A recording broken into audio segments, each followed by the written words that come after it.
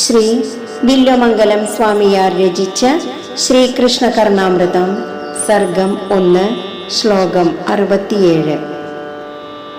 ആർദ്രാവലോകിത ദയാപരിണദ്ധനേത്രം ആവിഷ്കൃതസ്മിതസുധാ മധുരാധരോഷ്ടം ആദ്യം പുമാംസമവതംസിത ബർഹി ബർഹം ആലോകയന്തി കൃതിന കൃതപുണ്യപുഞ്ജാ.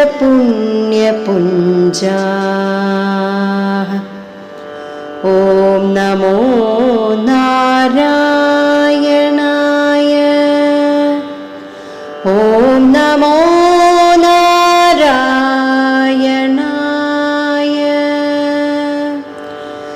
ഓം നമോ നാരായണായ.